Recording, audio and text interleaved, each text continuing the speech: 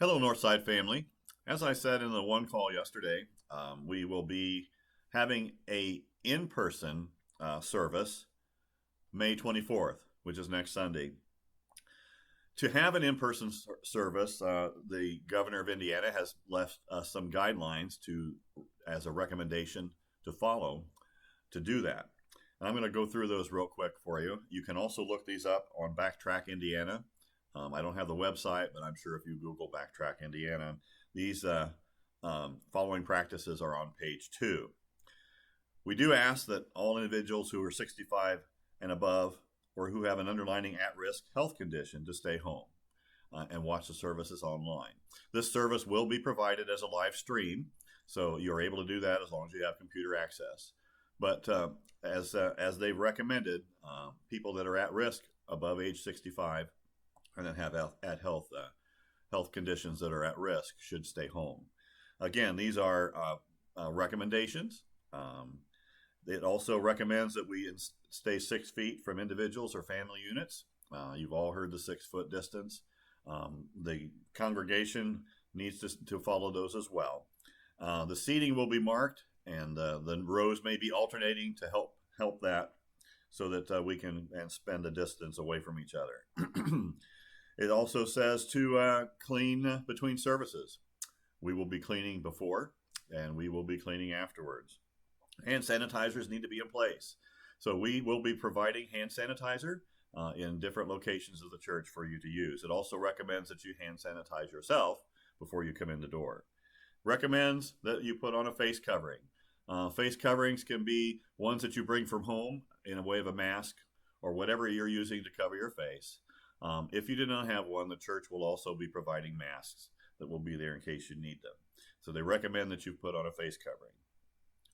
It asks that you put signage up to tell people as they're coming in the door if they have symptoms or have tested positive for the COVID-19. Don't come home. Don't come in. Go home and watch us online. We need to avoid contact greetings, which means they're not going to be any of this. It's just going to be this. Okay. It says to avoid handing out materials, so there will be not any bulletins. You just have to listen to what is being said. And I'm so sorry, the coffee shop will be closed, so no coffee. We need to establish safe protocols for communion. And we've talked about the communion and how that's going to be done, and that is being worked out. And we will have a different way of having communion that Sunday, and we'll let you know when that comes about to where we're doing it safely and without the worry of passing on disease or germs or whatever. We are also going to dismiss in a way that promotes social distancing. So instead of this, it'll be bye, see you later, okay? And then there also needs to be visible signage for hygiene practices. So in other words, you may see signs in the bathroom or wherever that say wash your hands. So those are the things. You can look those up yourself. They're on the Backtrack Indiana website, and on page 2, it's the recommended minimum health protocols for places of worship. So we hope to see you that day. If we don't, we will see you online on a live stream. Also, the elders. As you all know, Jim is retiring June 31st from his duties as an elder. This is his doing. It's not something that is wrong or something he's done. He's done a great job. But people retire, and he's done a phenomenal job, and we appreciate everything he's done. There have been many nominations for elder brought in by the congregation. One nomination has agreed and feels that he is being called to be an elder, and that nomination is Christian. Christian has been providing his duties and role as an elder pretty much ever since he arrived at Northside, and he will make a great addition to somebody with that title. So he will be considered by you all by vote, and we will figure out how to do that depending on where we are and how we meet together, whether it be online or email or whatever, or by mail. And that vote will probably take place sometime during the first couple weeks of June. So consider Christian and consider the thought of him being an elder, and vote appropriately. And the majority votes then will determine whether that takes place. I thank you, and we will see you for the rest of this service that we're watching online now, unless we've already watched it, or we'll see you in person and live next week on the 24th. Thanks. Bye.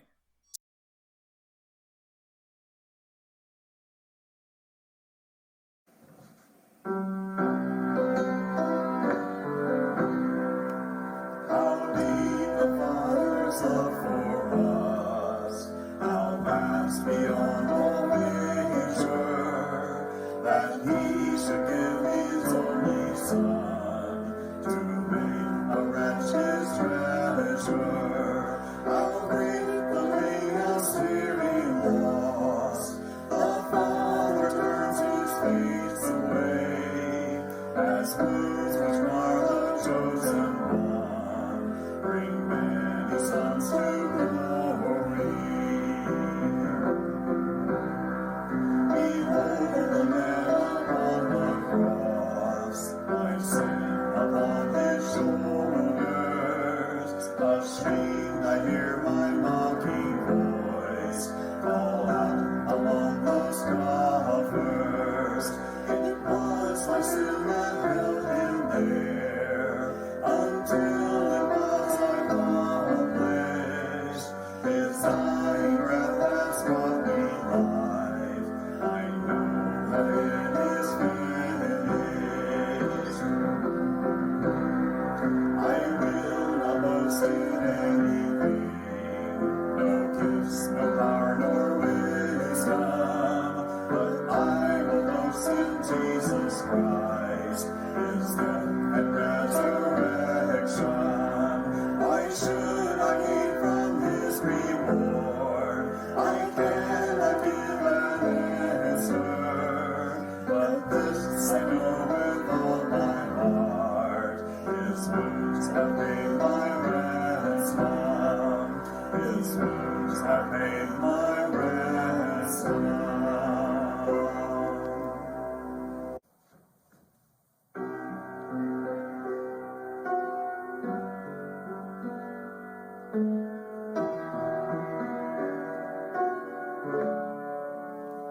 I came to you with all my heart in pieces, and found the God with healing in His hands. I turned to you, put everything behind me, and found the God who makes all things new. I look to you, drowning in my questions, and found a God who holds all wisdom. And I trusted you and stepped out on the ocean. You caught my hand among the waves, 'cause you're the God of all my days. Each step I take, you make a way, and I will give you all my praise. My seasons change, you stay the same. You're the God of all my days.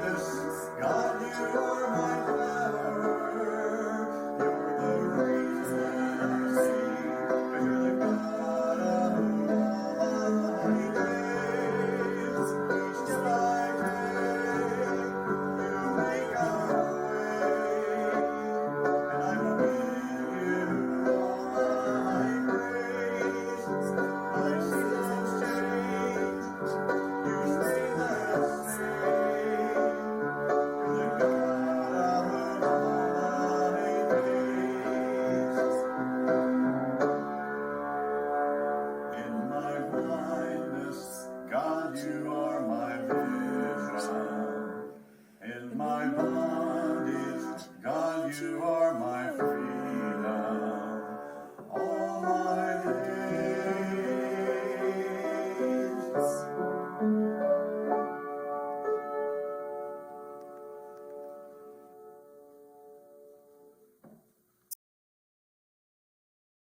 What age were you when you first really started to care what you looked like because of how other people saw you? Now, you may not remember, you may not have even thought about it for a long time, but most of us go through a stage where we begin to care about how other people see us. And so we think about how we look or how we're dressed or other aspects about ourselves, our body image. This is really prevalent in transition. We can see this easily with kids. They typically don't care how they look in front of others or what other people think about how they look. Even when they want to look pretty or they want to be dressed up, it's still not really about looking good in front of other people. In fact, you can see this at the pool.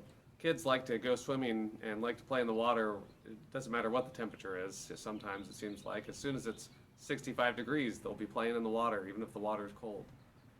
But kids will just run out and they'll wear whatever they're supposed to wear. They don't really think about what they look like. They're just having fun. As we get older, some of us, we decide to put a t-shirt on to cover up some things, or we make sure that our bathing suits are not just modest, but also a little bit deceiving in making us look better maybe than we think we do. Because we're thinking not just about the aspects of swimming, we're also thinking about what do we really look like and what will other people think about us when they see us. We think about that body image. And hopefully we can grow out of that. We still want to be modest, but hopefully we can grow out of that caring about what other people think about how we look.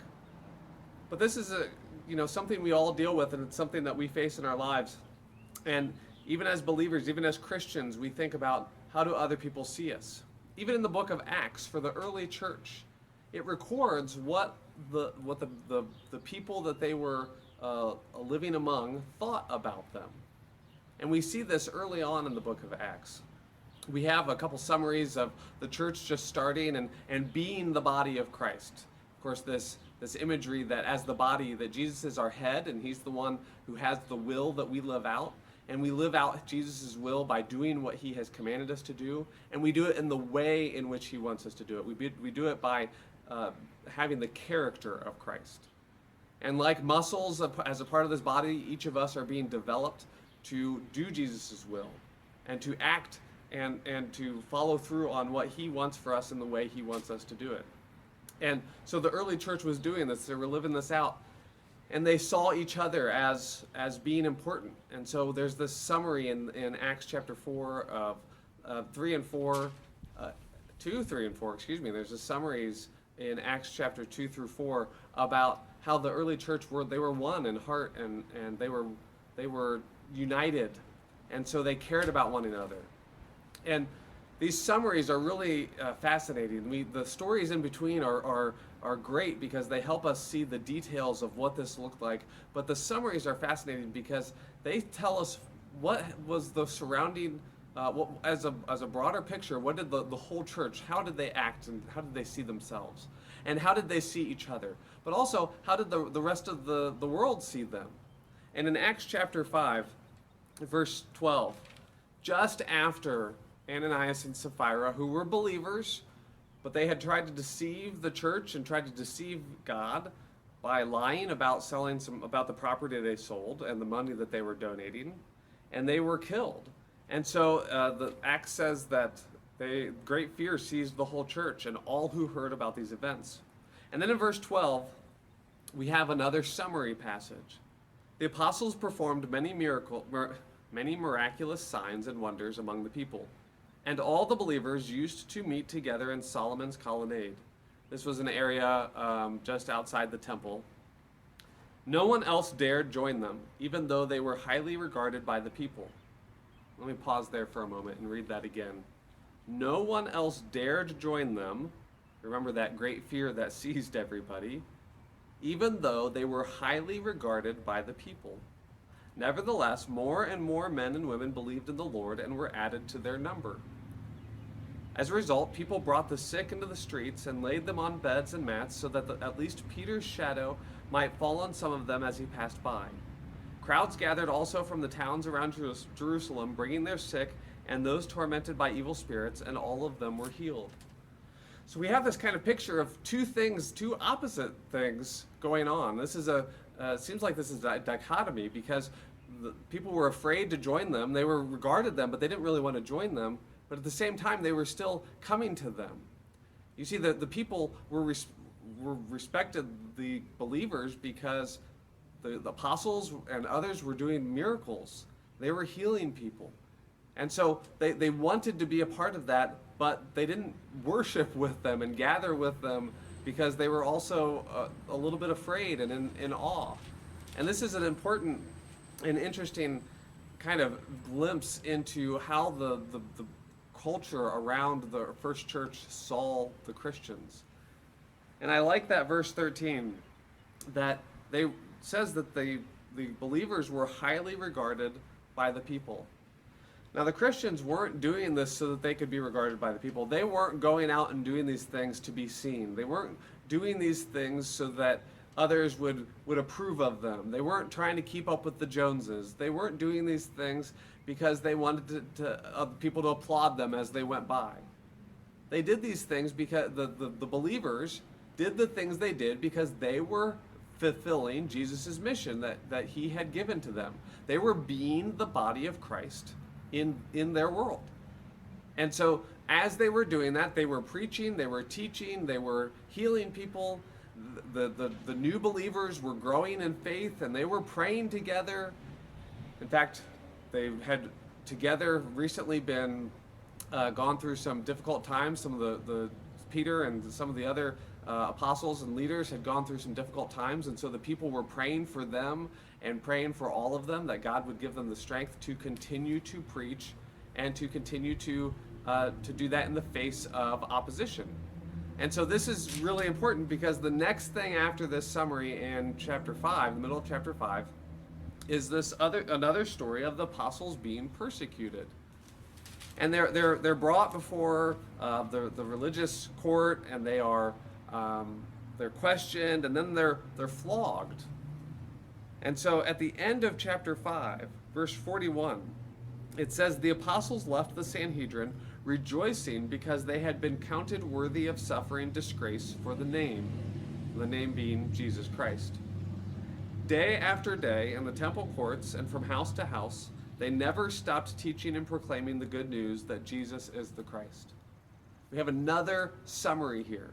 And I encourage you to read Acts and read these chapters and see everything that is going on. But in between these stories, we have these summaries, and this summary says they were doing what they were supposed to be doing. Nothing stopped them. And this is why there was fear from the people, but they were also highly regarded. And opinion can change, results can change, but it doesn't really matter what the rest of the world was thinking about them. They were aware of that. Obviously, Luke, who wrote the book of Acts, was aware of this, because and the people that he was interviewing were aware of this. But they didn't do it because of that. They fulfilled their mission to make disciples. They were teaching and they were preaching about Jesus Christ, who was crucified, and that God had raised him from the dead 3 days later. And they were sharing this knowledge and sharing this with the grace and mercy that we can have through Christ, the forgiveness of sins. They were sharing this with everybody. And as they did that, and as they were testifying to that with miracles, that what they were saying was true, then the result was they were highly regarded. And we need to have that priority in our lives as well, as when we think about ourselves as Christians, when we think about our image as a congregation in our community, when we think about our image as the church in this country, when we think about our image as the church around the world, we don't think about that image and then make decisions off of that. We are aware of that image, and that helps reflect to us the choices we have made, and whether or not those choices have actually been to fulfill our mission, whether or not those choices have honored God. Some of that reflection will be negative. We will be condemned. And if we look at that reflection and see we're being condemned because we are fulfilling God's way with Christ's character, fulfilling God's will and Christ's will with Christ's character, then that's a good thing. And some of that reflection is going to be good. It's going to be positive. We're going to be regarded by others.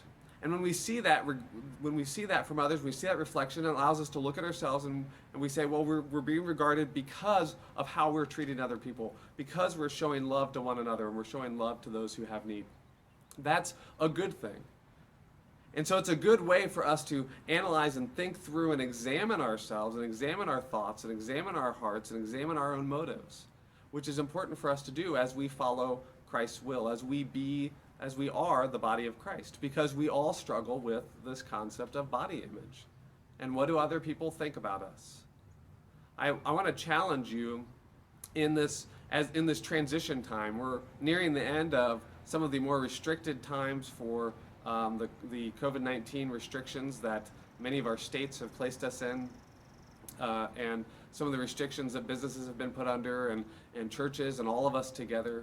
And as we go through this transition time, we still need to be aware of how are we looking at other people? How do we see them?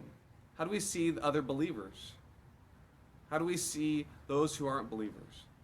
How do we see ourselves in this?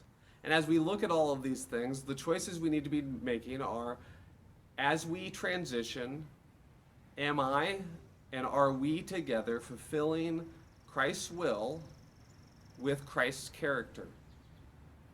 That's the question that we need to consider and keep on our minds over the next few weeks. In fact, that's something that we should consider the rest of our lives. But the more we do it, because we are like muscles and being developed, the more we do that, the more we fulfill Christ's will with Christ's character, the stronger we will get and the more developed as a muscle we will get. And so it will become easier for us to do that.